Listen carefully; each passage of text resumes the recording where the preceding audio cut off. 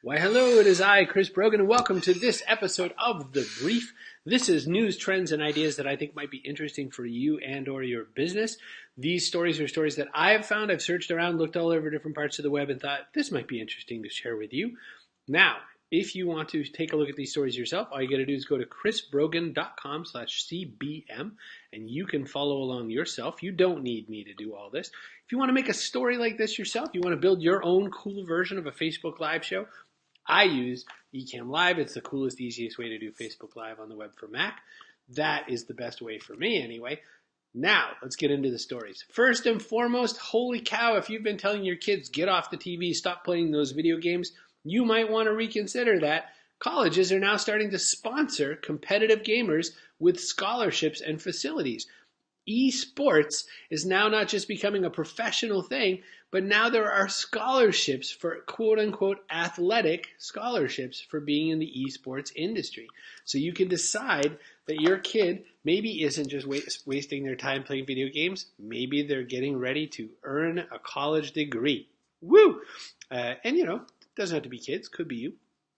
All right, one story in the caution of don't ever put your eggs in one particular basket and never have anything to back them up. The supposed future of living pictures from Lytro are dead. So they had all kinds of ideas for this cool camera that you could do all these really interesting things with, but the company didn't really go anywhere, and so they decided to take it all down, leaving everybody at pictures.lytro.com, all kinds of dead links. So the only point in telling you that story, and things can happen and things aren't forever, is that if you're going to use some new technology and just really put your heart and your soul and your business into it, you got to understand that it could also vanish too. The very early days, the 1998 etc. days of chrisbrogan.com are all gone forever because all of the platforms I used to put that stuff on are long gone. Steve Garfield, yes, I know, dead. Lytro's site, gone. And then a lot of the other technology I used to build a website way before Blogger came around, blogger.com, are gone as well. So all kinds of swaths of my creative content are gone because I didn't store it in any other way besides letting it be at the beck and call of other platforms on the web. This can go wrong in lots of ways. You've heard all about Bitcoin mania. Man, for last month or 2 months, I was talking all about Bitcoin almost every single episode of The Brief. I decided not to because I think that people are focusing on the wrong part of the story. And what happens when these kinds of things happen? What happens when crazes happen? Well, thieves have stolen potentially millions of dollars in Bitcoin by hacking a cryptocurrency company. So this place called NiceHash, which is part of the service of these cryptocurrency accounts like Bitcoin, has lost as much as possibly $63 million in Bitcoin. If I can say the words possibly and allegedly as many times as I can, it's important to stress that these aren't solid details yet. It's not clear. But as much as $63 million of other people's Bitcoin might be stolen because of a third-party company called NiceHash. The whole concept of the whole Bitcoin space is interesting, but not interesting for the same reasons that a lot of people are talking about. John points out, and now it's $17,000. When Bitcoin becomes actually interesting is when that number fluctuation variation becomes less than 1% in either direction. That is when it closely emulates a currency. Right now, it's more like an asset class, meaning something people invest in that goes up and down like a commodity or whatnot. But the real intention of things like Bitcoin is that it'll be a currency. So it's interesting to note that the part that's getting all the news coverage is not the part that's going to make it exciting for most people. By the way, as far as the 17,000 goes, I invested when it started at around $4,000 of price, and then the next week it went down to like $3,000, and I was like, oh, I've done a horrible thing. And then I got out when it went to $8,000. I said, wow, I doubled my money. If I held it till 17, it might have been an even better story. But I'll take double. I won't be greedy, etc. This story isn't even a story, but when it comes to the Internet of Things and security, who better than an engineer, especially a security engineer, to talk to us about how we should be looking at this? Wise words on the Internet of Things. This all fits into one sentence. You could tweet this, well, in the 140 characters, you could tweet this 3 times. Now you could probably 6 or 7 times. The S in IoT stands for security. The S in IoT stands for security, meaning there is no S in IoT, there is no security.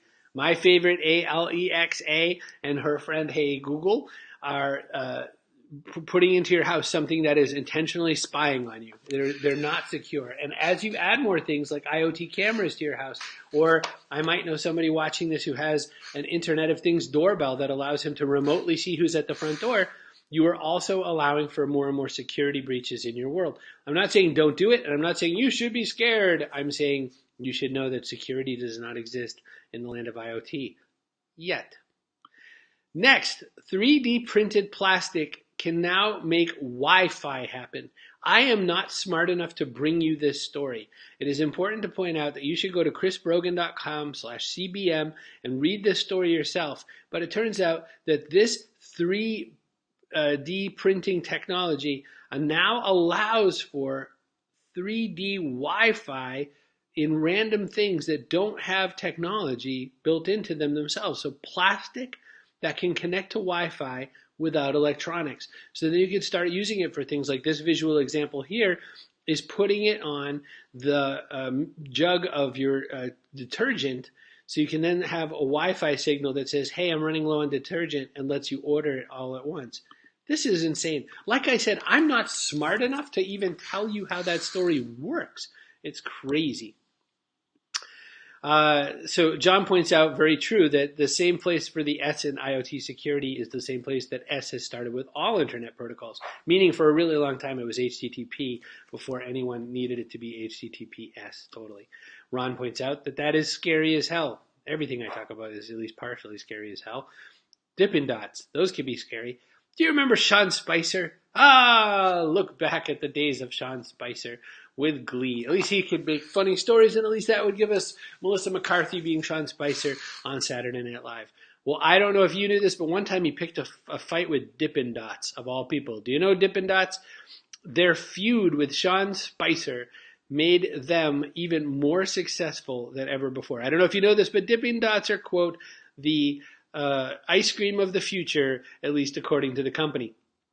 What happened is that Sean Spicer, I guess in a tweet, said Dippin' Dots is not the ice cream of the future.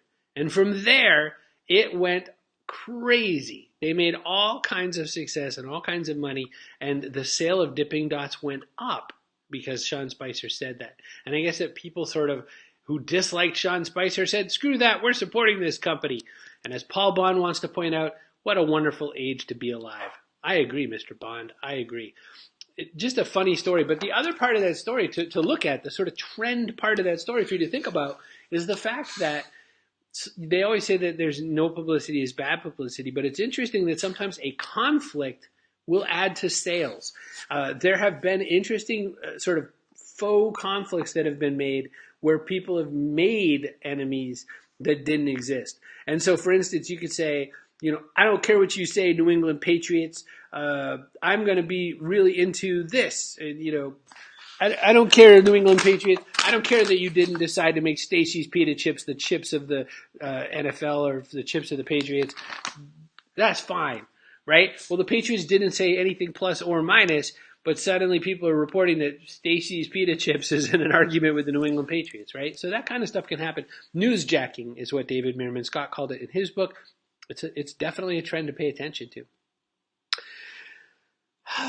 I don't remember the next story. Oh, this person is really interesting. There was an app. It's the name of the app is called Calor, Calor app, which is an app for farm workers' rights. And I don't remember if John shared this with me. John Ackley shares some really cool food stories with me. And I don't know if he or somebody else shared this with me.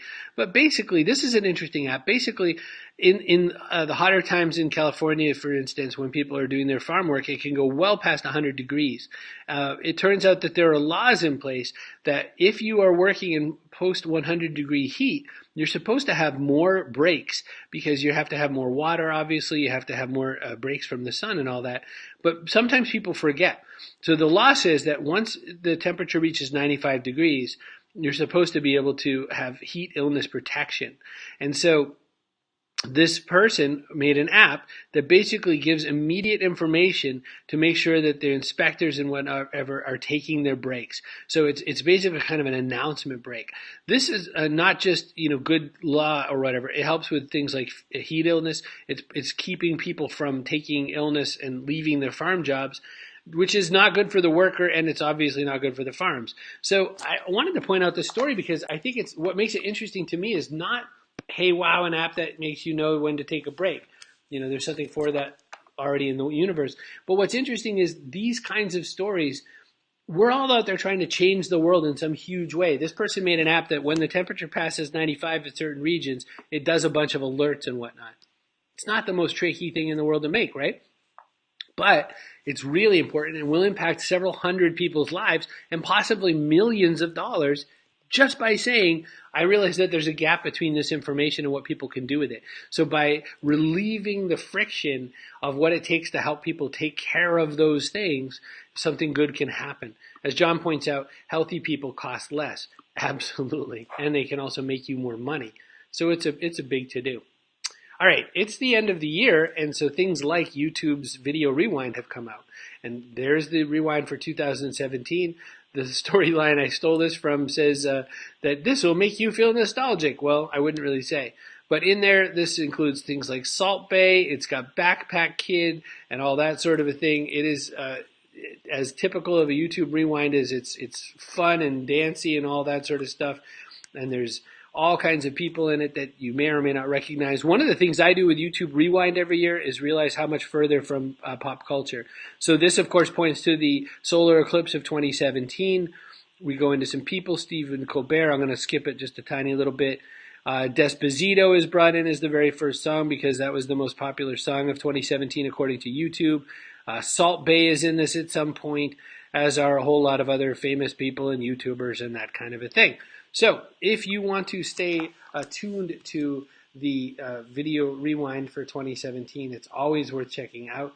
What's interesting this time around, I think, is that I saw lots of videos from a lot of people who weren't included in YouTube's Video Rewind and also who are feeling a little bit protesty this time around. In past years, people have been mostly positive about the YouTube Rewind videos because it shows you what all the opportunities are. It shows you what's going on that you maybe haven't been made aware of. It shows you the storylines that maybe you weren't so clear on, and it shows you the people that you maybe haven't stayed in touch with or whatnot. And there's a lot of cool stuff going on. But what they're talking about this time around is they're saying people really weren't talking enough about the controversy of YouTube this year. PewDiePie was definitely not in it, but PewDiePie in the last 4 of them, so there's not even a mention of PewDiePie in this one, even though he is still YouTube's #1 subscribed channel, even though they wish that weren't true anymore. So there's a lot. Steve points out, I don't even know what Salt Bay is. See, this is the other reason why you got to pay attention to this, but I will show you really quickly what Salt Bay is. This is the meme that started all. This is somebody's copy of that meme. But so here's this guy. I forget where this is. It's one of those restaurants. He's doing his cutting and all that sort of a thing. But the signature move for Salt Bay comes near the end. Let's see if I could skip to it. So there he is, right there, sprinkling salt onto the food. That is Salt Bay, and that was the meme. So there you go, Steve Garfield. Consider yourself fully educated. Hopefully I didn't show that to just myself. I have this weird feeling I didn't push the button before I did that, but I just came back and I see me. If not, I just showed you a picture of me watching Salt Bay. I'll show it to you after the fact. All right. Yes, and by the way, what is better than know your meme? So the last story, I always like to share something geeky, nerdy, fun, etc. I always want to show you what could be worth knowing about out there in the world. And today I want to show you that Sony has just released a trailer or a teaser trailer for a new Spider-Man animated movie, not short.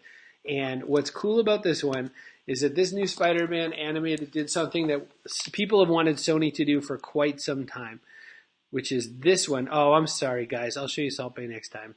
I think everybody besides Steve has seen it, but watch this. Miles Morales as Spider-Man. All right. It's okay if you are not nerdy enough to know what this storyline's about. It's okay if you don't necessarily follow the Marvel Comics world enough to know this, because this one is really, really kind of unique.